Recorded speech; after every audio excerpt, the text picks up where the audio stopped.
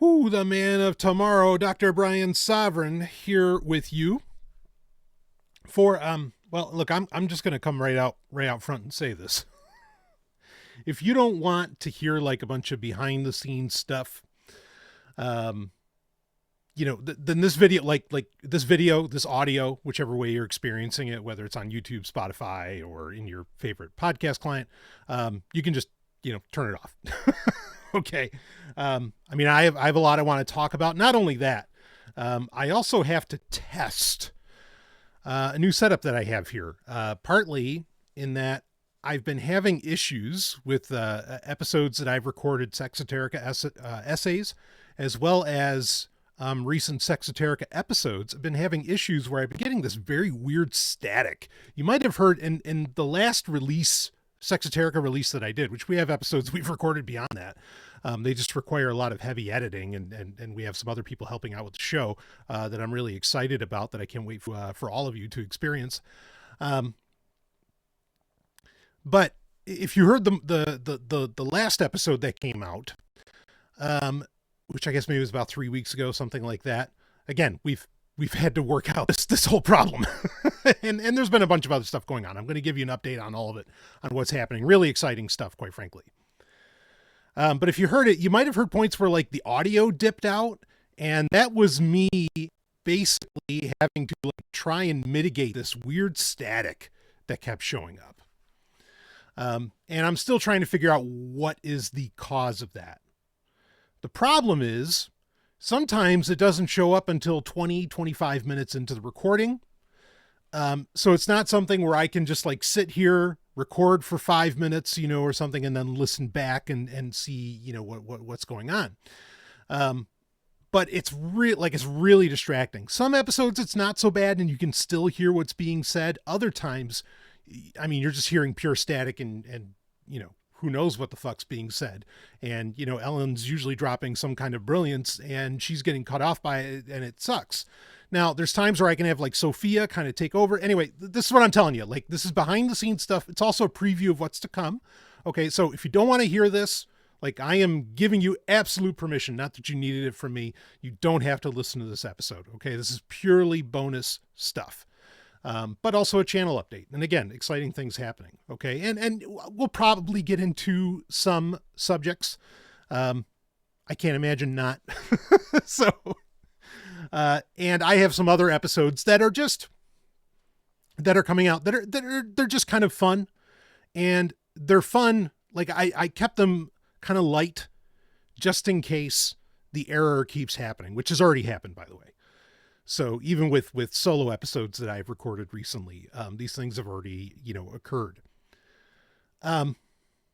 So, again, we got to work these things out, and, I don't want to, I can take the time to just sit here and talk for an hour, or more, and see if it happens. But why waste, time is precious. Why waste the time? Why not talk about some stuff and, connect with my listeners, while I am testing these issues. So anyway, it could be the computer, it could be the dock. It could be, I've had in the past where this happened. It was a little more low level, and it was actually because our smartphones were too close to the mixer, or the microphone, or the cabling or whatever. And, that could be the case as well. We're figuring all of that out as to what it is. As far as the new setup, this is the first time I am doing this. I'm recording an episode just to knock out whether or not it's my computer, my big laptop. I'm actually recording this on my Linux machine, my backup machine. Which is a very nice machine. I'll talk about that in a second. Okay. It's an older machine, but it's very nice. So, and using OBS, which admittedly scares the hell out of me, because OBS is just notorious. It's like the industry standard, but at the same time, it's notorious for just having like fluke problems, because there's just so much shit going on in the back end. And I mean, I love that it's open source. I love it. I'm so glad that it exists, and again, it's the fucking standard. But I used it in the early days of Sexoterica. I was using it, and we kept running into like all kinds of weird little technical problems. Okay. Now again, I'm going to talk a little bit more about computers here in a second, because, everybody loves it when I talk about tech, and maybe I'll talk about why I don't talk about tech so much anymore, which you might find interesting. But regardless, what I want to open up here with, I really should have said this minutes ago. What I want to open up here with is a little update on me and podcasting in general. No, this is not bad news at all. This is actually quite good news. So as of this recording, this is my final day with what I guess you could colloquially call my day job. Pretty much. There might be some little stuff here and there that I have to do. I mean, I've been working remote for, over 10 years now. Okay. So, I've been doing this long before, anything like COVID was a thing. So when you work remote, there might be still some like vestigial things you need to take care of or whatever, or something like that. But, as far as like my primary responsibilities and clients and things like this, that's over. And this was a conscious decision. Because like the aforementioned Sexoterica episode, I believe it was that one where I mentioned, Ellen and I were talking, and I said, like, look, I think that this is one of the most important podcasts on the planet. Now you say, Brian, that's a bold statement. Well, again, what are the metrics for me saying that? They're not my metrics. They're everybody else's metrics, right? They're everybody else's reasons.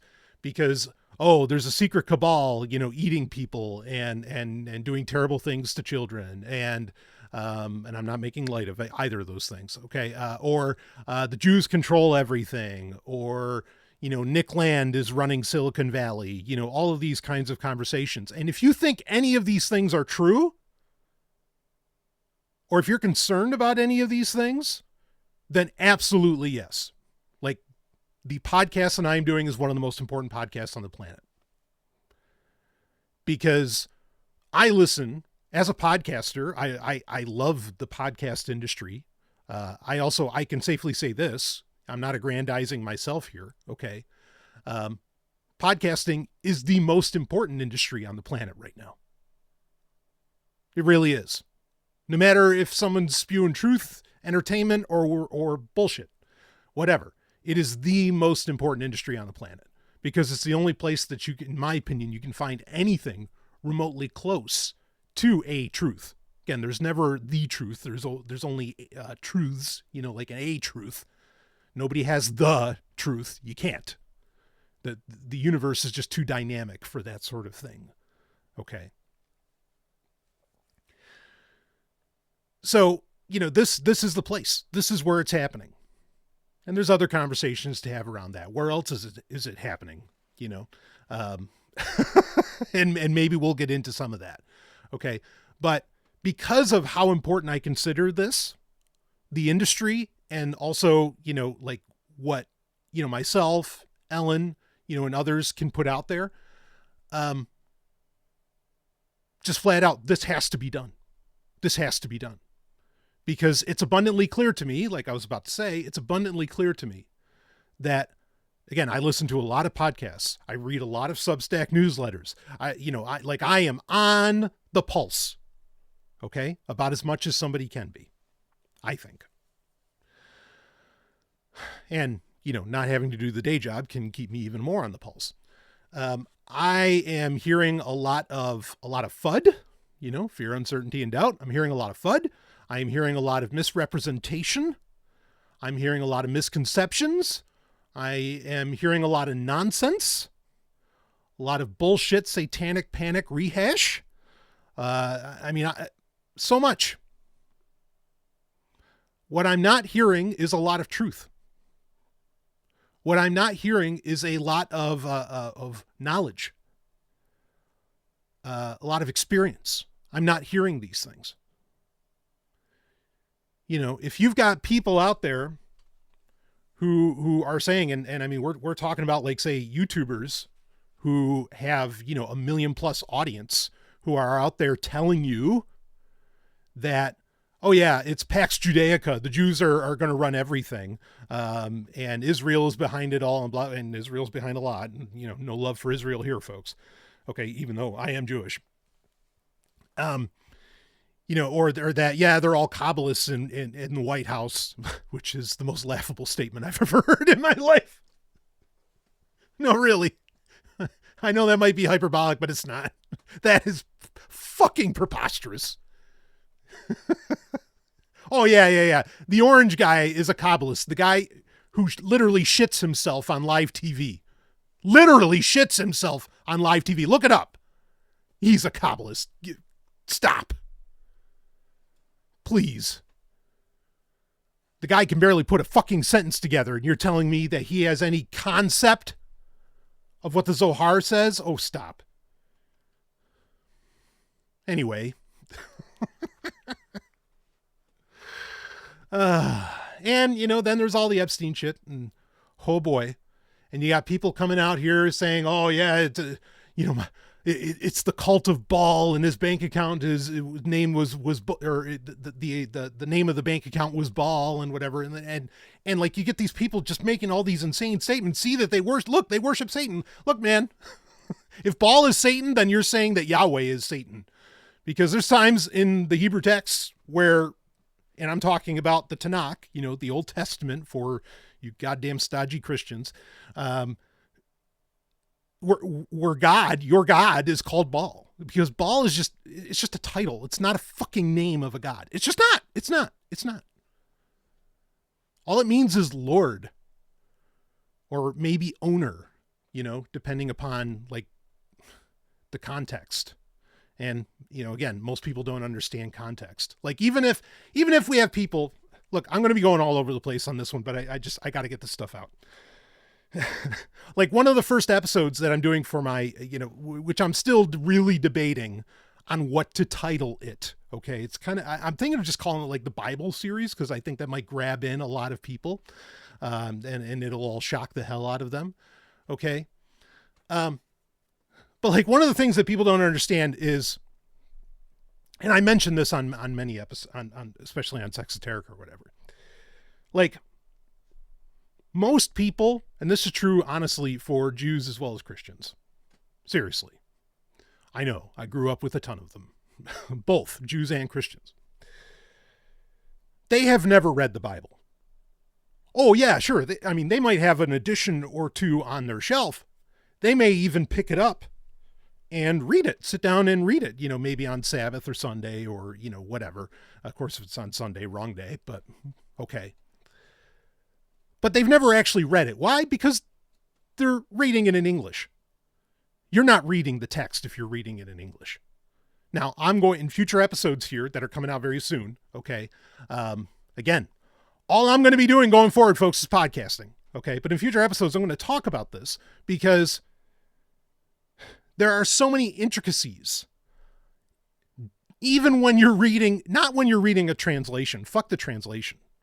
If you're lucky, you have a translation that will say, oh, the meaning of the Hebrew here is uncertain, if you're lucky. But have they ever actually read the Hebrew? Have they ever read the Greek? Have they ever read the Aramaic? No. Then they haven't read it. Even if they say to themselves, well, I know that the Hebrew word here is, whatever the Hebrew word happens to be. Do they know that Hebrew can have, like one Hebrew word, for example, one of my favorites is ruach, can have like 6 to 10 different meanings? Also, sometimes the statement being made or the word being used is a pun. And I know I have people in my audience who don't like puns. But they are replete throughout the ancient world. In the Tanakh, Torah, and everywhere else throughout Mesopotamia, like, using puns is just part of the human condition.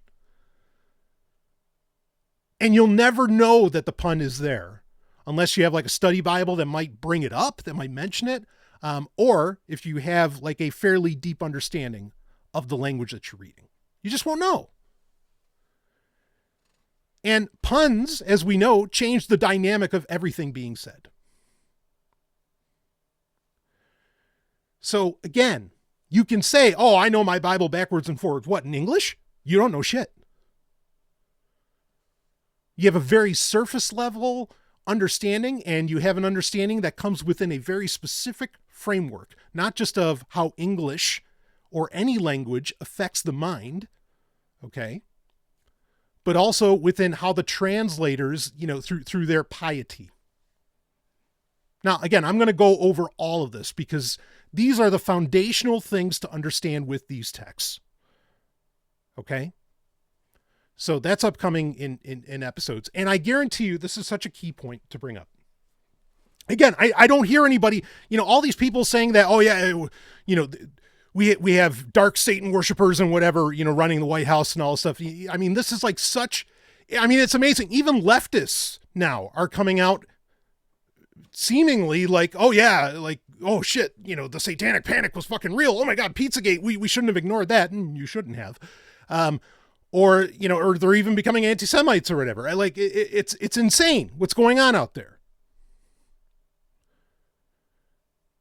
And as a very vocal Jewish person, which I am, okay, I would understand where some of my Jewish friends would be like, holy shit, like I want to go hide in a cave. Now, it's a good idea to do anytime. It doesn't have to be the present, climate that we're in, to want to do that or that you should do that. But I understand why they feel that way. But now is not the time to be running away. Now's the time for courage. And again, it's so important that I am taking a severe financial risk to do this because I think we live in one of the most crucial times in the history of the species, flat out. Some want to call that, the fourth turning, changing to the age of Aquarius or something, though some people think we already did that, whatever terms you want to use, I don't care. But we're at, this is a crossroads that we're at. The system as it stands is failing, and everybody knows it. Everybody feels it. So some, I'll say reasonableness. I don't want to say rationality, okay? But some reasonableness and some truth, again, it's a truth, not the truth, needs to be getting out there. It is not, I had a train of thought that I was going on and I just skipped it, but we're going to keep rocking. This is not a job that I wanted. I enjoyed starting, doing this show, since 2012, since the day that the world was supposed to end. Didn't happen. Literally, I released the first Sovereign Tech in December of 2012, the day that the world was supposed to end, according to the Mayan calendar. Boy, those Mayans, you ever see those roads that they built? Holy shit, glowing by the moonlight. Man, incredible people. Regardless, I mean, of course, I was saying at the time, like, no, the world's not going to end, but whatever. Okay, I don't want to get lost on that. This is not what I wanted to do. When I started podcasting, yes, I wanted my opinions out there. Okay. I've always said that's why I started it. I've also said that the other reason is, it's a clarion call to find others like me. And I've had the tremendous pleasure of meeting, the love of my life through this show, of meeting the best of friends through this show, the most remarkable people. And I cannot imagine, not having that. But I started this show. I mean, it was meant to be a good time, something pretty, like fun. Yeah, it was serious, of course. I'm an anarchist, always will be. Always, I can't say always have been. Like I always say, we're all born anarchists and atheists, but, ever since I've started, I've been, and that cannot change. That will not change.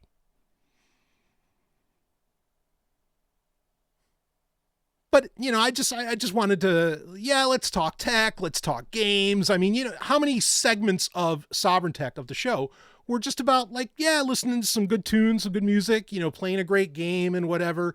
Again, there was plenty of serious points for sure, that had to happen. Okay. But we're to the point where, we still need to have fun. Like, absolutely. At the same time, we're in a very dark time.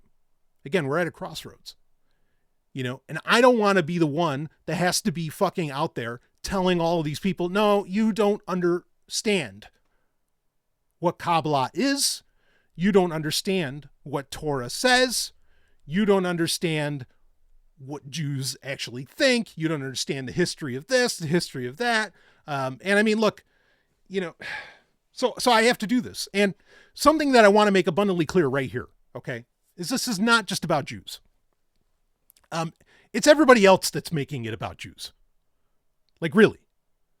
Okay. Now, Kabbalah, and I guess you could say Jewishness, like, is a lens of mine, unavoidably, because it's what I was born as, and it is the system of mysticism that, I ascribe to. Again, one mountain, many paths. It's not the truth. It is a truth. It just happens to be one that was preserved very well. And even people like Nick Land, with the CCRU, and accelerationists and all that who are trying to create their AI future, they'll tell you as much. Like that, the purpose of the Jewish people was to preserve the knowledge to create AI, and that knowledge was Kabbalah. That's what they believe. No, like that's just dead wrong. But these are the things that I have to come out and talk about. So I am not, like, how many years did I do my podcast?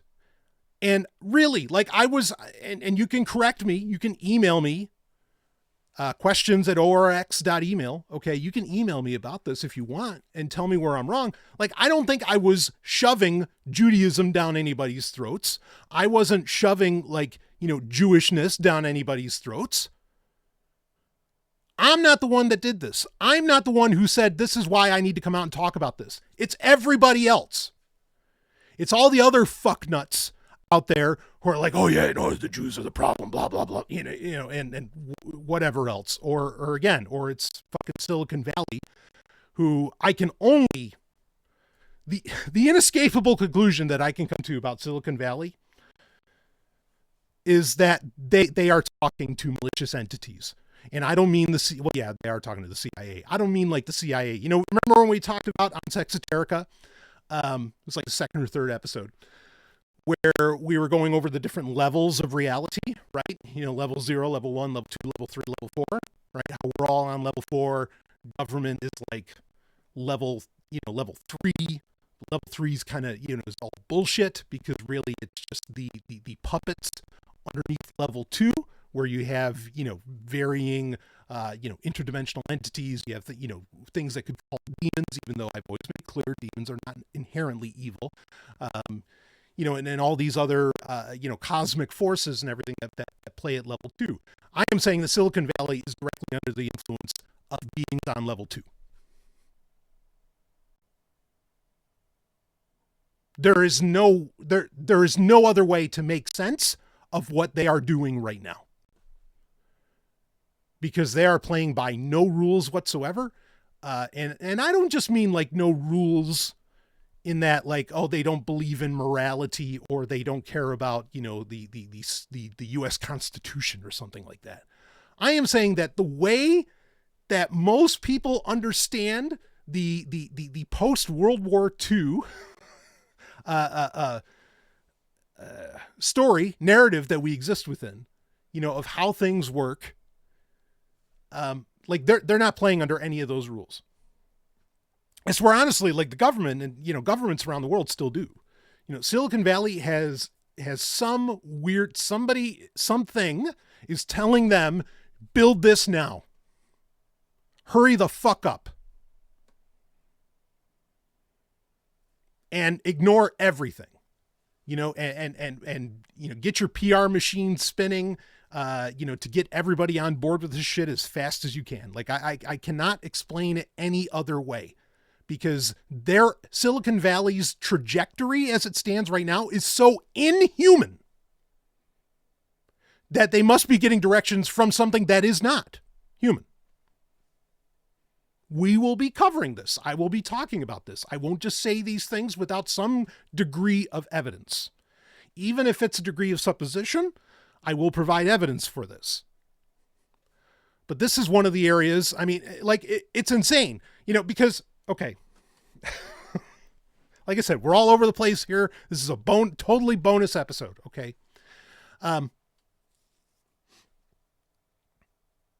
Is that me saying that, oh shit, computers are evil, computers are bad, throw away all technology? Absolutely fucking not. The amazing thing, and I'm not someone who believes in popular concepts of destiny, okay, or fate. The amazing thing to me is that I did a show establishing my, shall we say, for a conventional term, authority within the tech space, within the tech world, for over 10 years. And that space would be the vanguard of what is quite literally, and I hate these terms too, but I'll go with it, quite literally the spiritual warfare we find ourselves in right now. No, I did not realize that. When I started the show and was able to have fun with it and whatever, SOVRYN Tech, like I said, in 2012, not everybody had a computer yet, really. It was definitely like getting there ever since 2003. And, when online banking started is basically when everybody started getting on the internet. Okay. But like now, at the time, like the tech giants weren't in every part of your life. Really. That's not true anymore. Like all of them, they are in every part of your life. Every fucking part. Unavoidable. Almost. You can avoid it, but you're going to make an ass ton of sacrifices. And it really has become the space. Because it's the way that we generally communicate with each other, it has become the space that is the absolute vanguard, the front line, I should say, of the spiritual war we find ourselves within.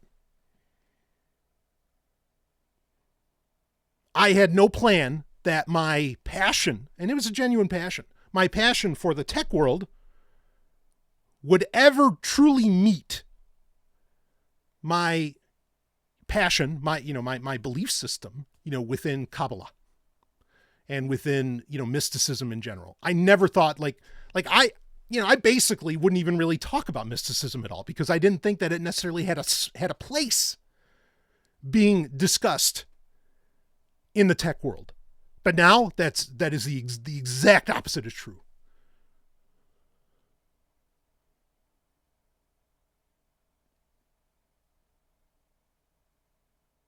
So I find myself here.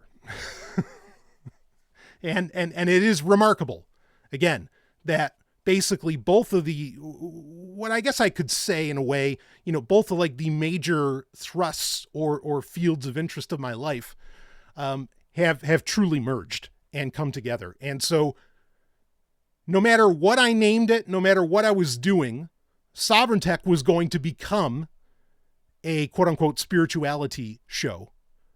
Unavoidably. Because again, Silicon Valley is a front line in spiritual warfare.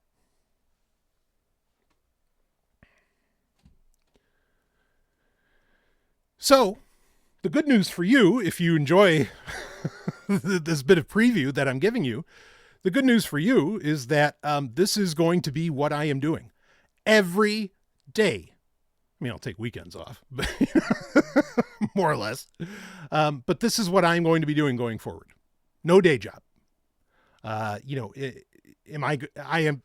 made SOVRYN Tech, a few years ago was incredibly profitable. It was the only thing I was doing. I didn't need a day job at all. That changed.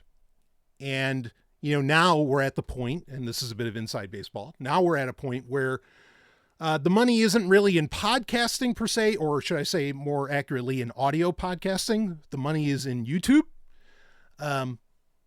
And of course I'm working on growing the presence there. And now that this is the only thing I'm doing, that will be a lot easier to do. Okay. You know, I won't be distracted by, you know, really, I mean, great work, you know, I got to work with some amazing clients, some very, very large companies, you know, and some not so large companies. And I mean, I've gotten to work with so many different people, bands and all kinds. Oh man, it's so fucking awesome.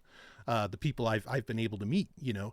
But again, I need to be devoting my time to this. Like I said, I don't want to be the one doing it, but I don't hear anyone else doing it. I find myself in the same position I was in 2012 where, yeah, you know, okay, these tech shows are really cool, but man, they are missing a lot of angles here.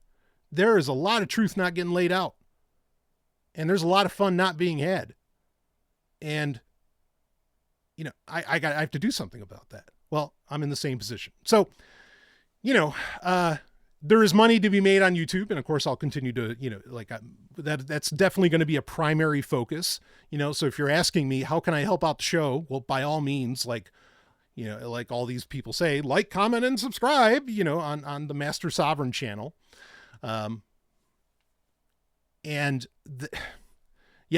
course, Patreon, I still have, you know, incredibly gracious patrons, and I'm really honored by that. These kinds of things, you know, really, really help.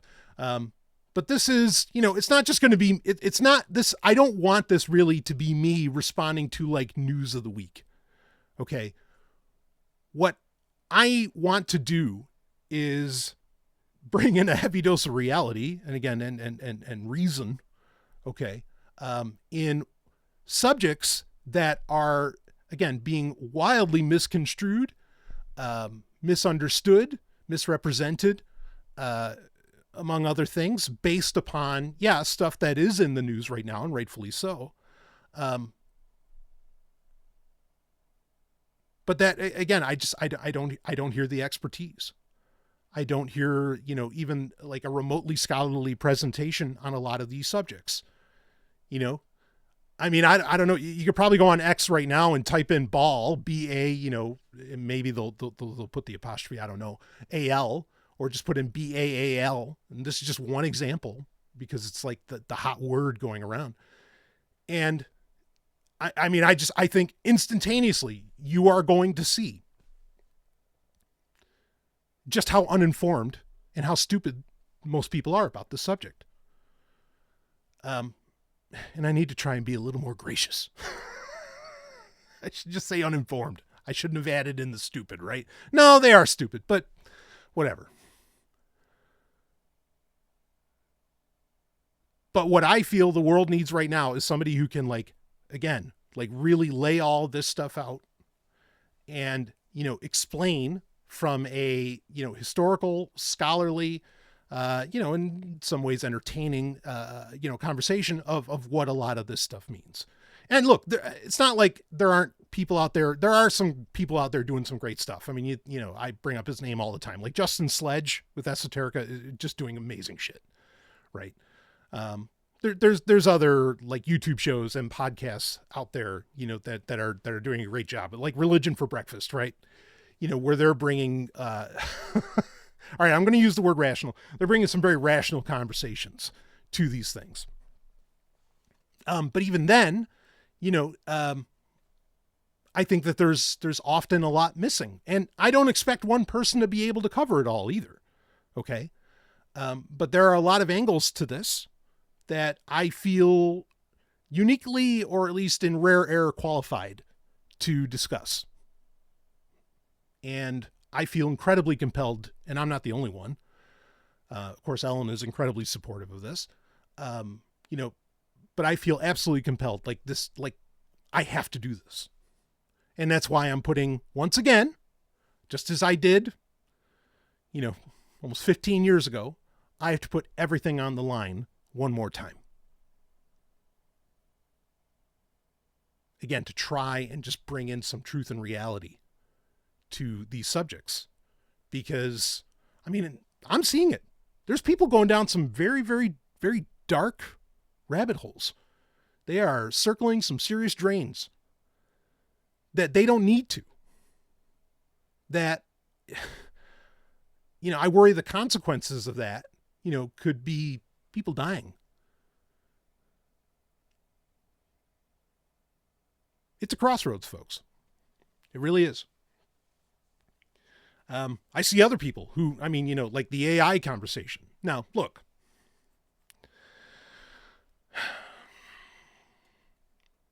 As I've said many times, I use AI every day.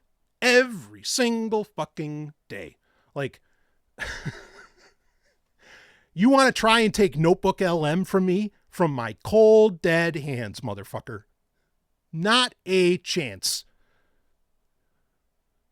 In fact, like, I have a hard time. Like, I'm amazed when I find out that somebody who claims to do serious research of any kind doesn't use it. Like, this is a tool that literally is changing the world right now. Changing the world. You shouldn't even call it AI. Fuck using that. That term's so stupid. Nothing should have ever been called that. That is anything that exists out there right now, because none of it is. This is no different than the artificial intelligence, and they use that term then. I don't know why. Like, okay. God damn it. How did people not get up in arms in the 90s when we were talking about AI in video games? And that's what we called it. We called it like, so the opponents, say you're playing a first person shooter, and like, say like Doom or something, and you're shooting, whatever demons, or creatures through the portal. The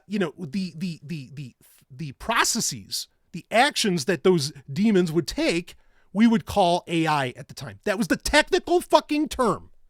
Nobody freaked out about that. And they didn't. Why? So why are you freaking out now? Because Silicon Valley tells you that this stuff is that intelligent or whatever? Brother, that's marketing, man.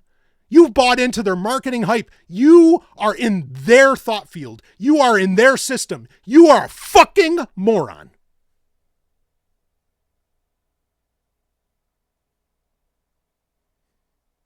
Silicon Valley never tells you the truth. The reason Sovereign Tech and I was able to come out with so much passion every week was because one reason. Okay? It was because of the marketing language that all of the tech giants would say. Google will say, oh, we're doing it for this. And I would be able to come out and have the receipts and show you, no, that's not why they're doing it. They're doing it because of this. It's always the marketing. If you fall for what they put out, I don't know what else to call you. And if you think they're not doing that now, these AIs lie to you right and left. Is it a surprise that they do? No, because they're fucking quote unquote masters. Silicon Valley, that's what they do.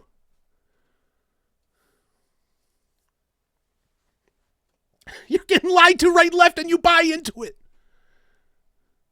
Or you have some fucking dev who's like, oh, I can't believe this AI did this thing that it shouldn't have been able to do that. Holy shit. Like these are people who are bought into this stuff, hook, line, and sinker. They like their hopes and dreams are baked into this. Why? Because the world is burning around them, which it is. Okay. And of course they are, being hyperbolic and thinking that it's doing this amazing thing, because if it doesn't, they have nothing to live for anymore. Okay. These are people to be pitied, not copied, not listened to.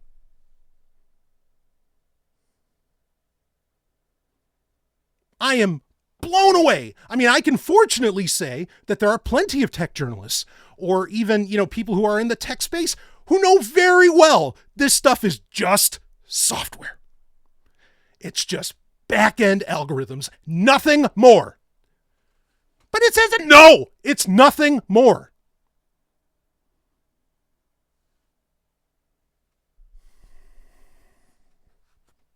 Which makes it all the more terrifying that Silicon Valley is totally bought into Nick Land shit that like, oh yeah, we got to bring on the AI future. Like AI's created Kabbalah thousands of years ago and did the blah, blah, blah, blah, blah. And look, there's conversations to have around that. And of course I'm going to have them. That would take far too long to get into right here, just on a goddamn mic test.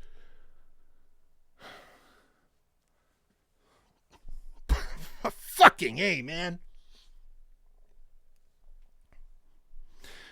Back to my point. I use AI every day, which I guess I got to my point. But I use this stuff all the time. Gemini, fucking awesome.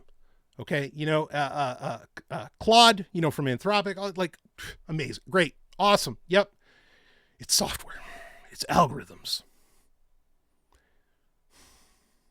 You got people worshiping these things like gods. I'm not kidding. Look into some of like Taylor Lorenz's work. I mean, this is terrifying.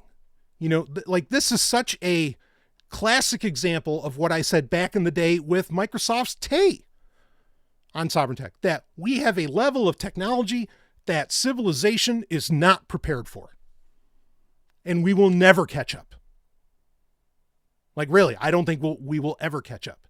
Because this is the other part of it too.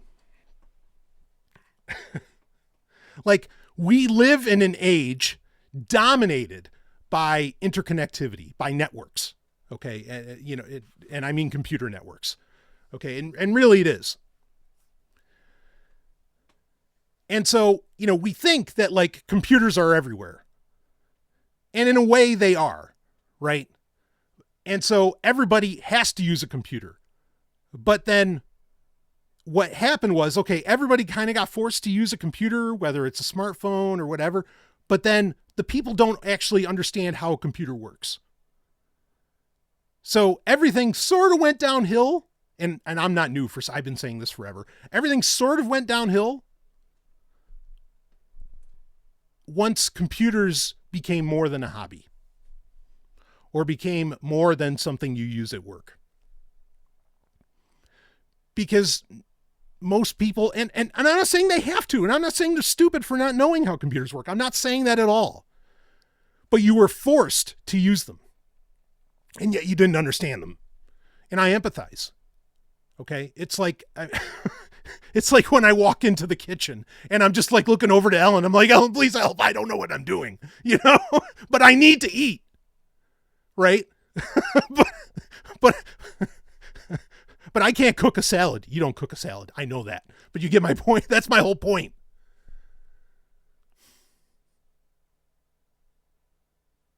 And so I feel bad, in a way, for that.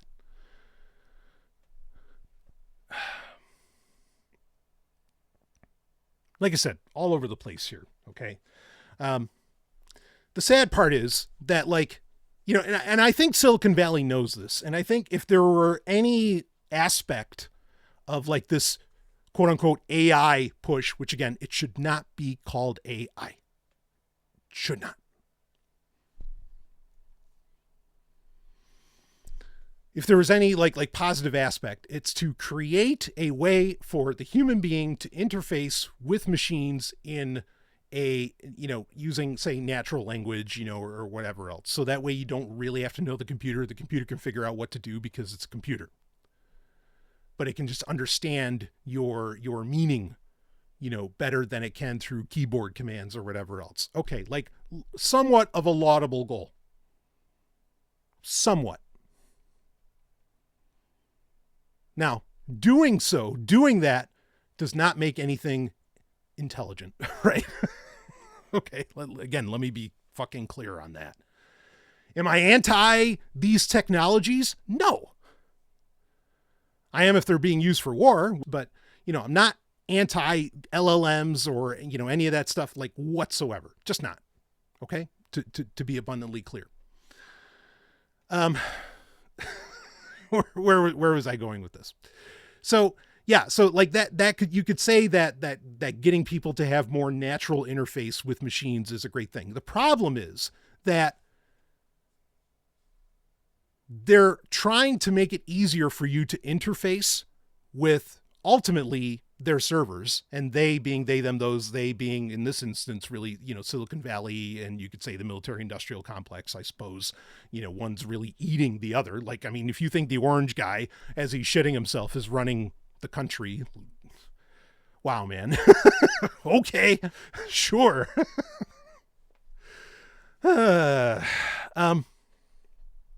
I mean, how many more signs of dementia do you need to see from him? I don't know. So the problem is that they, them, those, are programming these systems to benefit them, not you. Okay, so you're getting trapped into a system, even though you don't understand it, but they're trying to like bring you into it even more. Does that make sense? Again, we're just riffing here. I'm just testing this. Hopefully my voice, hopefully there haven't been a bunch of static, sounds or anything. And if there were, I apologize. But because I'm leaving them in, because this is a test, but I'm also going to put this out there because I want people to know what's coming. Okay.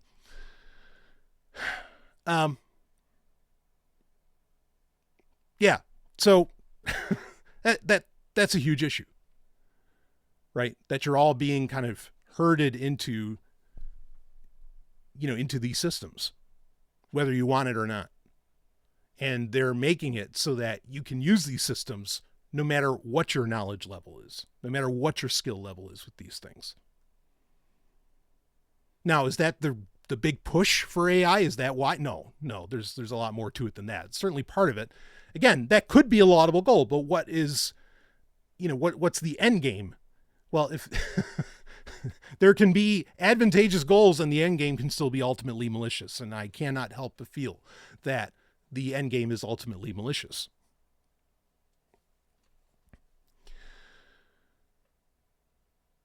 So, I mean, and the worst part of this is, this is a whole other subject that we have to explore. And I'm not the first person to bring this up.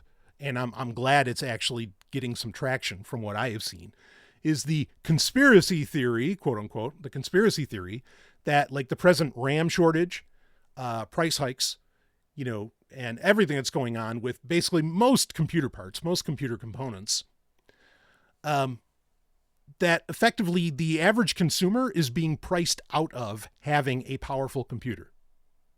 Now, and that this is by design. And again, we'll cover this more in future episodes. I think there is evidence. I mean, not only do we have claims from Jeff Bezos himself suggesting this, thinking that, basically gamers having amazing PCs is wasteful. That's a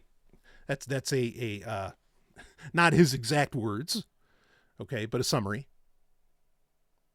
or it's effectively what he was saying. You have Microsoft supporting from, other vendors, including like Asus and Dell and others, basically thin clients where they run Windows in the cloud. They do not run it locally at all. That's Windows 365. Look it up. They don't want you to have computers. Why? Because this interconnected, this network, and I'll use the word AI since it's what they use. Their AI powered network, their algorithmic prison, which is really what it is. A powerful computer is something that could take that on. Seriously. I mean, no, you're not going to run something at the power and with the database of Gemini, on your local PC, but you could run something that could do pretty damn good. Local models of LLMs are pretty damn impressive. And I would agree with Leo Laporte. Really, they're only a few months behind whatever's being done in Silicon Valley. And we also know, because of like DeepSeek, and some other technologies AI advancements that have come around that actually, to compete with, like OpenAI and other, major LLM companies, you actually don't need that powerful of a machine to be able to do that comparatively. But you do need something with some balls. You need something with a fucking video card. You need something with some T-flops. Okay? But they're effectively pricing us all out of that. And that's a whole fucking shell game. I mean, they're like literally these tech giants are all buying their own hardware within each other. Like they're completely keeping you from being able to get access to these things. Like RAM from many companies has already been paid for the next 2 years, and you're not getting them. other RAM, like the company that runs Crucial, has basically stopped their consumer market, right? Because they're like, no, we're just going to sell internally to the rest of Silicon Valley and China.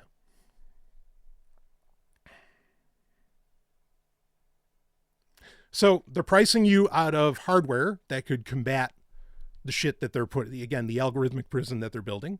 And not only that, now they're telling you, yeah, you don't need to learn how to code. It's like, okay, so basically you're taking my tools away and you're also taking away the knowledge to program these tools. I think that makes me a prisoner because I can't break out. I don't have the knowledge and I don't have the tools. That's what it looks like to me.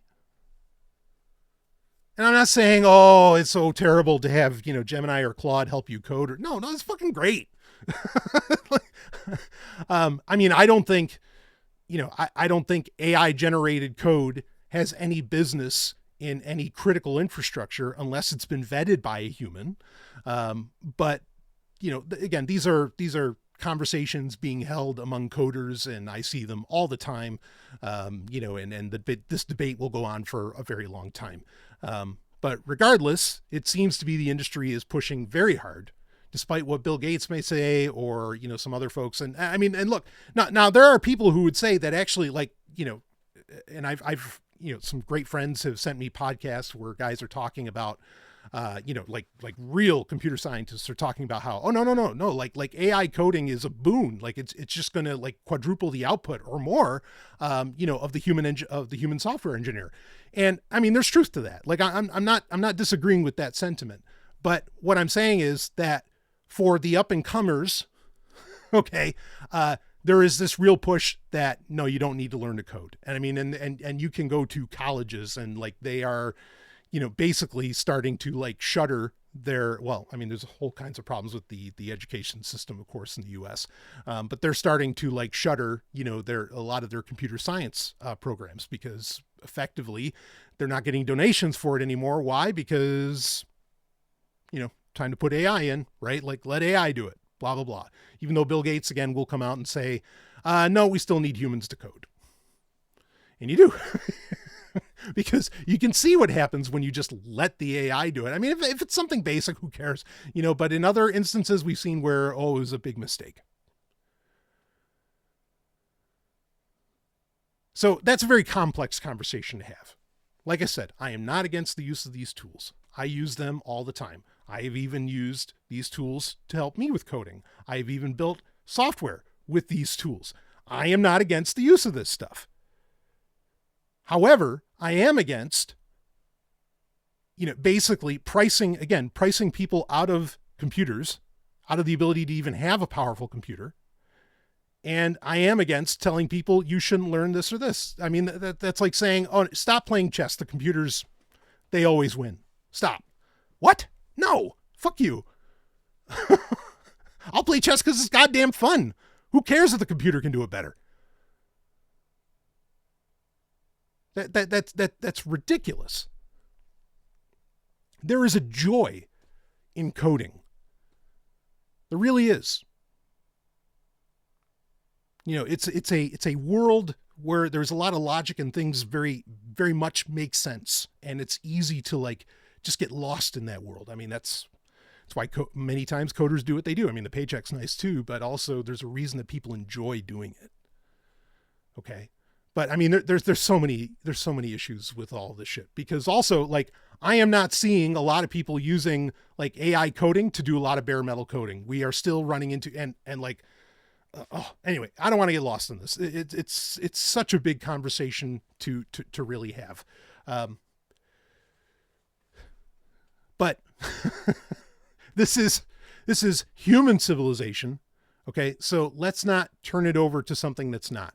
How about that? In fact, the problem has been for a very long time with the world is that the civilization has not been run by humans, not entirely, not in the places that matter. Brian, you got to prove all these things? Yeah, sure. Give you my best shot. Okay. I don't say this stuff lightly at all. So let's see. Almost at the hour that I've been recording. Holy fuck, don't let them take your computers. Like, just don't. And I know people are saying, well, just wait a year and the prices will go back down or whatever. I don't know that that's true. Because like I said, the tech giants, they're not playing by the rules. They're not playing by economic rules. They're not playing, they just don't care. They're just going with it. And I mean, it's such an amazing time. Like, enshittification, that term, thank you, Cory Doctorow, has become a household term. Everybody knows it. Everybody knows what it is. They feel it, the whole thing. And nothing is changing. And it's not like, oh, well, that's because people aren't voting with their dollar. No, you can't vote with it. Like Cory Doctorow says the same thing. You can't. These are $1 trillion fucking companies. Your dollar means nothing to them. They're not appeasing. They're not playing for your dollar. They're working with investors. And what the fuck are they telling them? And investors are like, I mean, we saw the stock price drop, with Microsoft during the last quarterly results. And we know that investors are like, you're putting all this money into AI. We're not seeing the benefit of this. They did not get answers at the, during the investor meeting. And Microsoft just keeps on going. What the fuck? That's what I'm saying. Like none of this makes sense. Okay, sure, they don't listen to us, but they're not even listening to their own investors. There is some gamble on their mind that they have never, and especially for Microsoft. This is not a company that gambles. Like, really. Like, if they wanted to gamble, you know what the gamble they should have done? They should not have killed Windows Phone. Because now the whole industry is turning into the dream that Windows Phone had back with, Windows 10 with Continuum, Windows 10 Mobile, right? Where you can go back and listen to episodes of Sovereign Tech. If they're still there, Spotify removed another 40 episodes of Sovereign Tech in the past week. Say hello to the squeeze. What for? I don't know. Even though I was told, no, don't worry about it. We won't remove it. Say what you want. Anyway.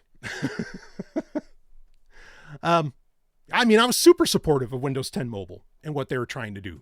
And like with Continuum, that was wildly exciting. I love it. Like, because like, now everybody's like, oh, the new iPhone. Oh, it's liquid chamber cooled. Oh, they're going to do, they got a foldable coming out, and that'll probably, like, with what they're doing with the iPad OS. Yeah, they're going to do that on iOS and everything. And I'm like, wait a minute.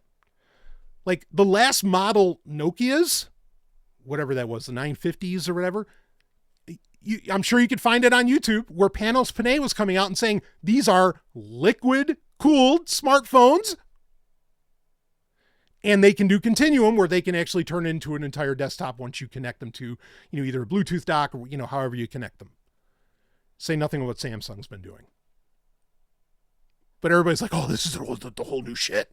No, man, these people already knew, and they wouldn't gamble then, but now they're going to gamble now? Why? What the fuck's going on? And again, it's not like they're the only ones. Everybody's fucking gambling. You say, well, Apple's not gambling. They're just making the hardware. And yeah, to talk about that for a second, like, look, let's just say it. Apple makes the best goddamn computer hardware on the planet. Flat out. Best hardware ever. Awesome. I don't know what it would take to get their head of hardware to become the head of software, but boy, I wish that would happen yesterday. Because their software is fucking shit. So like, oh, they're not in on the AI game? I've come to the conclusion they just can't. They can't. They can't compete because for some reason it seems like they can't do software. Oh, but they made OS 10, yeah, they made Mac OS. Well, that's Unix. They didn't even make that.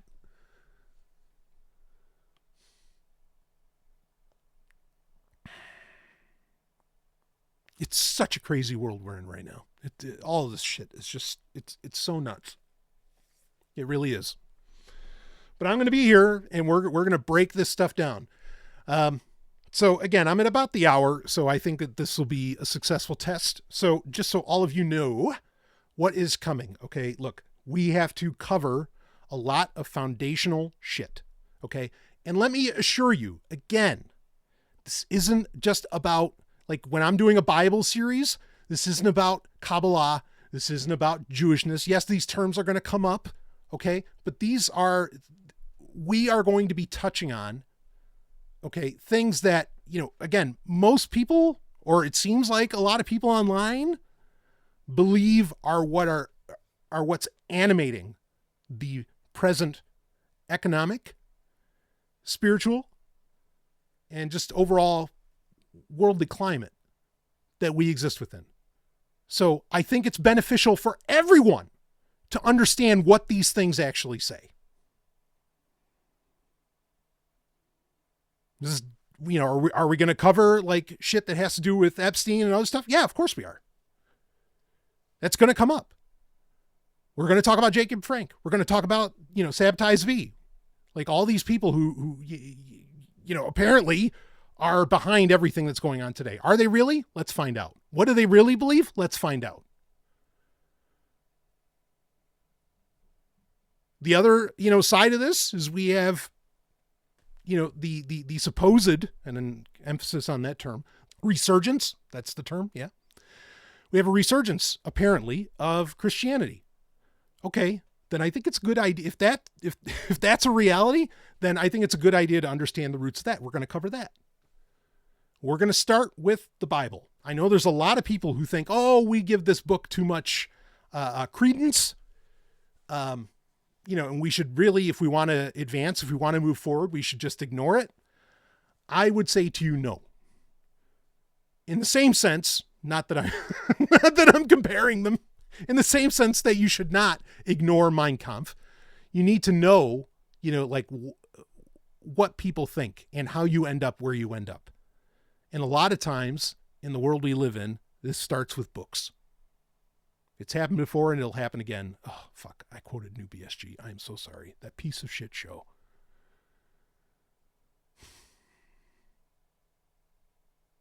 It's important to know the origins of everything you're talking about. If you think satanic cults are running shit, then we need to talk about Satan, and we're going to. But you have to have a foundational understanding of where these concepts come from. And that's where we're going to start.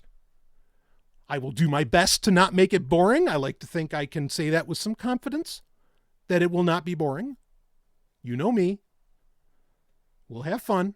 We'll get sexy. And then, will it eventually, does all of this lend to what can be done about it? Certainly an option will come out of there. Okay. Again, I am by no means claiming to be the arbiter of the truth, but do I have a truth? Yes, I like to think so. And I'm not the only one. And it is my honor and pleasure to present it. And not only that, as I said earlier, I cannot help but feel that I need to do it.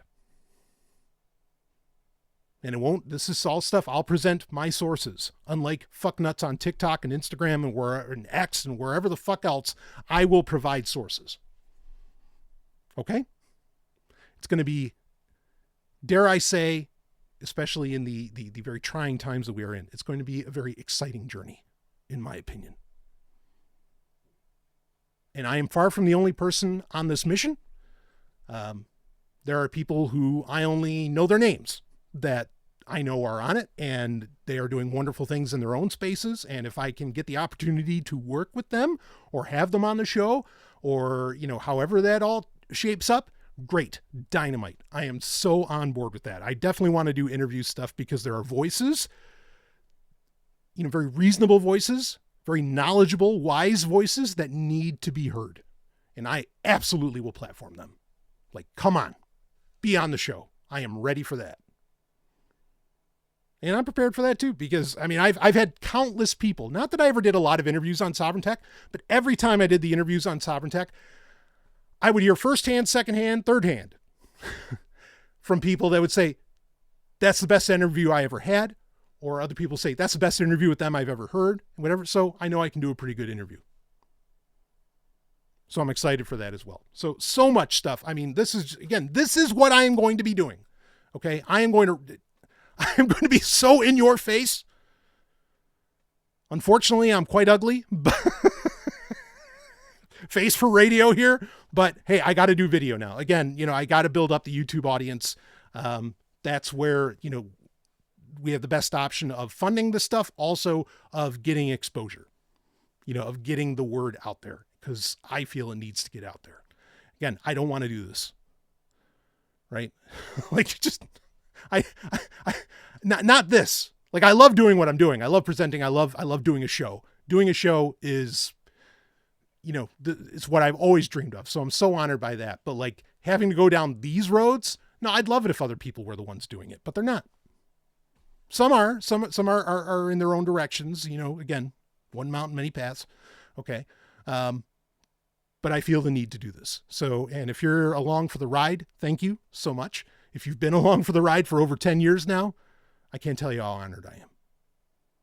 You make all of this just so special to me. I better stop before I start tearing up. So we'll do that. So yeah, rock this for over an hour. Hopefully this little sound test went well. Again, more fun episodes to come out as I am testing a lot of different equipment. But yeah, at points things are going to get dark after that. So, I hope you don't mind the change in tone as it happens, but we'll try and keep it balanced.